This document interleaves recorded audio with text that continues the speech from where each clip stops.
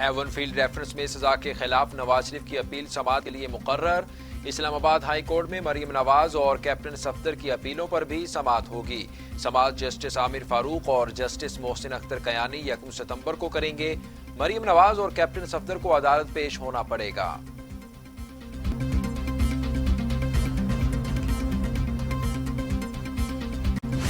دھوکہ دہی کی بنیاد پر ہی نون لیگ کی تشکیل ہوئی۔ فواد چودھری کی لیگی رہنماؤں پر کڑی تنقید۔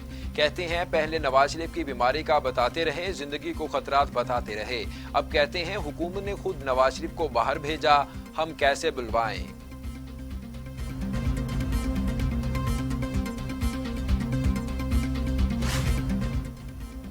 نیب کی نواز شریف کی وطن واپسی کے معاملے سے اظہار لا تعلقی۔ واضح کیا کہ نواز شریف کو لندن بھیجا نہیں تو واپس کیوں لائیں؟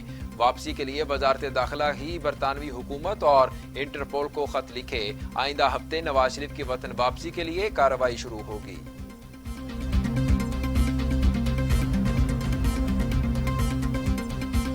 مریم اورنگزیب کہتی ہیں نواز شریف کے بیرون ملک علاج کی تجویز پنجاب حکومت نے دی۔ معاملات کا یاسمین راشد اور سروسز اسپتال کے ڈاکٹروں سے پوچھیں۔ حکومتی جھوٹ اور کرپشن کی سزا عوام کاٹ رہے ہیں۔ نواز شریف کی صحت پر ٹویٹس کے بجائے عوام مسائل پر توجہ دے۔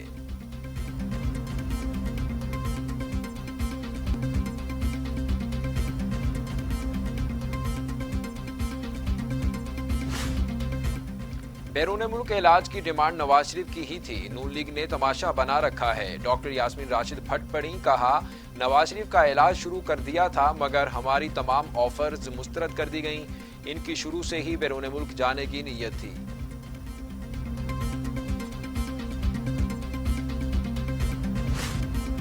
پاک بحریہ کے لیے چین میں جدید بحری جہاز کی تیاری، فرگیٹ 54 کی تقریب رونمائی۔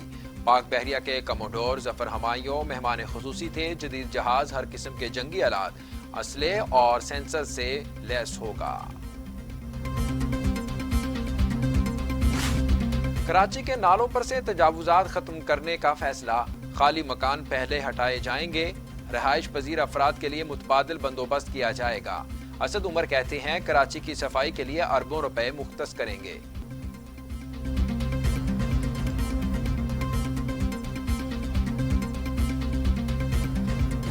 پاکستان میں کرونا سے مزید 4 اموات، تعداد 6235 ہو گئی۔ 591 افراد میں وائرس کی تشخیص، 2,92,765 مریض۔ سندھ میں 2,358، پنجاب میں 2,188، خیبر پختونخوا میں 1,248، بلوچستان میں 141، گلگت بلتستان میں 64، آزاد کشمیر میں 61 اور اسلام آباد میں 175 مریض انتقال کر چکے۔ دنیا بھر میں کرونا کے 2,35,00,000 مریض، 8,09,000 ہلاکتیں۔ امریکہ میں 1,80,174، برازیل میں 1,14,133، میکسیکو میں 60,254، روس میں 16,383، بھارت میں 56,875 اور سعودی عرب میں 3,619 اموات۔ لاہور کو ربوٹ اور چابی والے کھلونوں کی ضرورت نہیں، لیگی رہنما عظمیٰ بخاری کی وزیر اعلیٰ عثمان بزدار پر تنقید کے نشتر۔ کہتی ہیں بڑے شہروں کے ترقیاتی فنڈز توسا میاں والی لگائے جا رہے ہیں، باغوں کے شہر کو کچرے کے ڈھیر میں تبدیل کر دیا گیا۔ لاہور کو بھی آثار قدیمہ میں تبدیل کرنے کے مشن پر گامزن ہیں۔